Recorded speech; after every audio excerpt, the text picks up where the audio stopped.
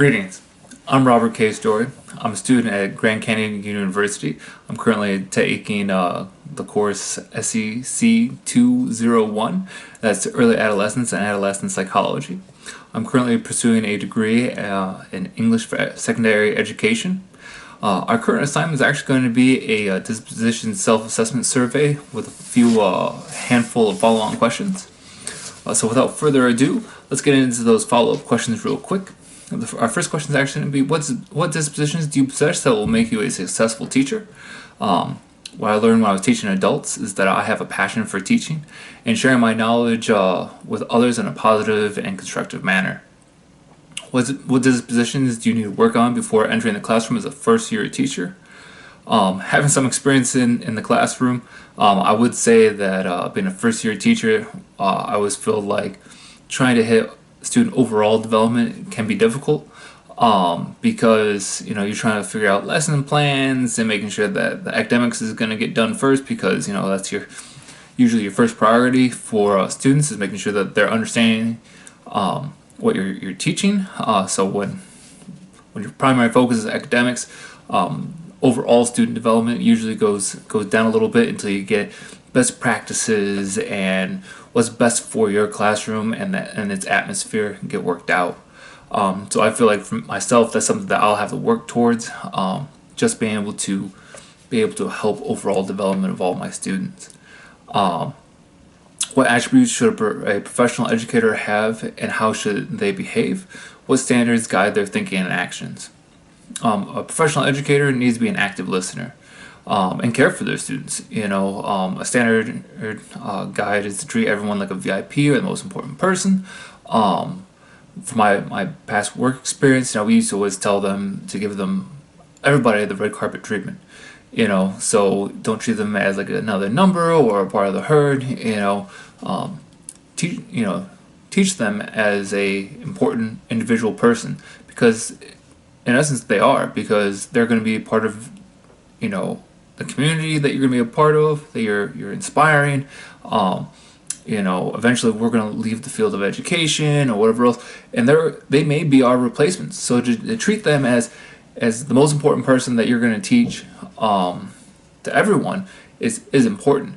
And part of that caring aspect, to making sure that they're the most important, is to be an active listener. So if they have an issue academically, morally, whatever else it may be, to listen to them, receive what they're saying to you, and be able to give positive, caring feedback to them. How might a teacher's disposition positively or negatively influence the psychological and moral development of adolescents? First off, teachers are role models, and they're a pillar of influence in the classroom and in the community. So when a teacher's just their influence on a student, if it's positive, maybe you think, hey, by the way, all my students are the top 1%. They always meet higher than expectations, and your teacher and your students know that, then they want to perform at a higher level. Just in reverse, if you don't set that bar high enough, their development academically and overall development may suffer, become stagnant, and that's something that we don't want to have as educators, especially for adolescents, because that's one of the areas where they can have maximum growth. How will you uphold expectations of the profession, including codes of ethics, professional standards and practices, and relevant laws and policies? Upholding ethics and policies and everything else just means that you need to enforce what's already in black and white. Policies are in place for students and for educators, and no one's above the other. But perhaps there's an event or something that's unclear. One can always reference the Moral Code of Ethics for Educators, or better known as the MCEE, where their core principles are responsibility for the profession, responsibility for professional competence, responsibility to students, responsibility to the school community, and responsible and ethical use of technology. How will you promote healthy moral development with students in future classrooms? I'm going to promote healthy moral development by challenging my students academically and being open to giving constructive feedback on any type of matter, any type of development to help them out. Notably from my past experiences with interviewing other teachers in my community, they always pointed out to me that teachers and educators, they may be the only other moral compass outside of a student's family that they can receive from. So if the student's upbringing or family environment's not the most positive, as a teacher, you need to be able, or as an educator, you need to be able to be there to guide them and mentor them, especially when, as an educator, you really want the best for them. So that's highly important for moral development, and that's something that I will definitely give to all my future class. On to the actual disposition self-assessment survey. We were asked if we strongly agreed, undecided, disagreed, or strongly disagreed. From the first question out of the survey, it was educators should believe that all students should learn and set and support realistic expectations for student success. This I strongly agreed upon. Something that I really wanted to chime in on was the realistic expectations. You don't want to set the bar too high for your students, because then they're not going to feel like it's achievable. Why bother? They're going to keep trying to struggle to hit those expectations. But same thing just on the reverse. If you have the bar too low, then they're going to become stagnant in their development. They're not going to be challenged and try to develop to the best possible standard. So having those realistic expectations for your students is key for optimum development. Educators should be sensitive to individual learning and social needs of students and embrace the cultural diversity of the community. For this, I only agreed upon. I liked everything else except that basing individual learning and expectations and things of that nature on the community. Same thing, if the community is not setting the bar high enough, I've heard many times that even C's get degrees. That's not a policy that I support, because that's not where you're getting the optimum development. So same thing, I wasn't a fully support. Now, granted, if the community is all about doing the best they can, then yes, I'm strongly on board with that. Also the individual learners, same thing, we had spoken about that before, is that you should treat every single person in the classroom as the most important person. So one person may learn one way, and another one of your students may learn another, and you have to be able to tailor their development based on that individual. Educators should promote social justice and equality, maintain appropriate standard of confidentiality, and exercise fairness in all areas, including assessment. So for this, I only agreed. And that was for the assessment portion. I didn't give it a strongly agreed, due to the fact that assessment is really going to have to be fair across the whole board in order to keep the fairness among the students. So trying to say like, hey, I would grade one student easier than another, that wouldn't be fair for the whole entire classroom. So I only said agreement to that, but I absolutely strongly agree with confidentiality among educators and students, that not just for academics but also for any type of development, that if a student was to disclose some information, that their information would stay confidential and not spread to another individual. Educators should exercise sound judgment and ethical behavior. Is absolutely, I strongly agree with this. Educators, they are not just influences and a pillar of influence inside the classroom, but also the community.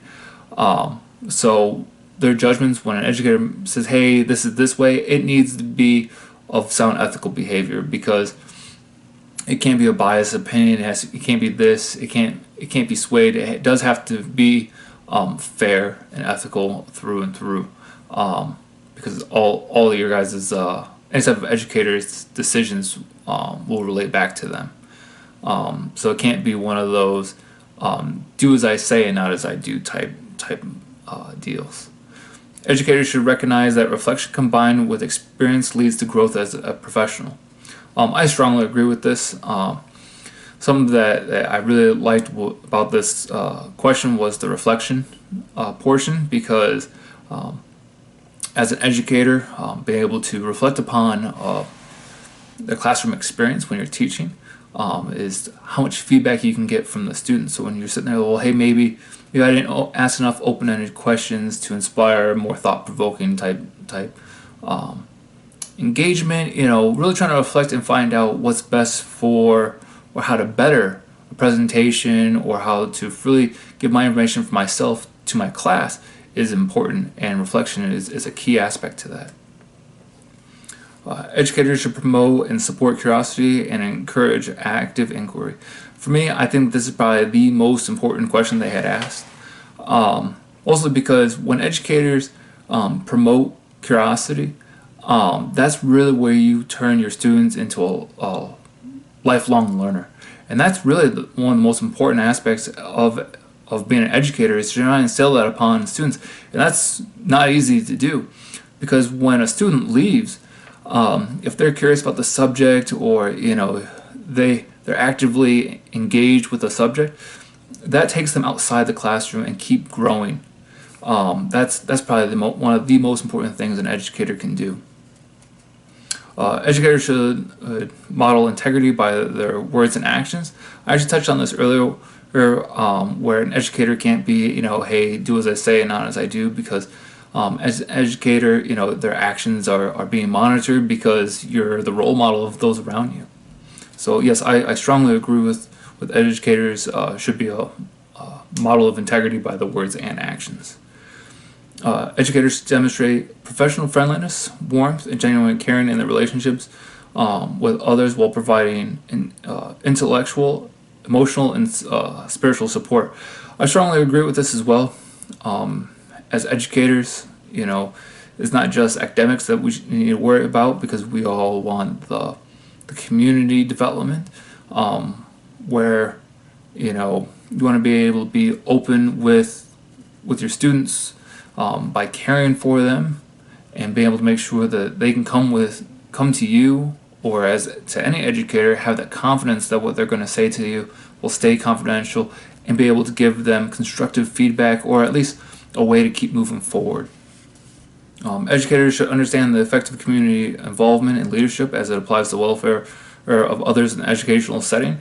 I strongly agree with this. As educators, you're not just teaching in the classroom, but you are actually engaged with the development of the community. So when your students leave, you need to better them, because they may be replacing you in the community one day. For me, that's something that's, I think, is important, is that the adolescents growing up into adults, they're the ones that are going to come into the job market and things of that nature, and they're really going to be the people that are engaging in taking our community to the next level. So that's incredibly important to know, that as an educator, that you're not just a part of a classroom, but you're also part of the community. And educators should be committed to the profession of teaching and learning. As educators, there's new techniques, new policies that can come out. So maintaining your knowledge as an educator, with subject matter experts in your field, it's important to keep learning, so that we're not hindering the development of our students. So yeah, I strongly agree with that in order to be the best type of educator, that continuous education and teaching helps hand in hand. So if you're teaching and you see that a technique or whatever else is ineffective, or the class isn't keeping up with it, then it may be time to change that technique into something else, so that your learners can keep developing and keep growing.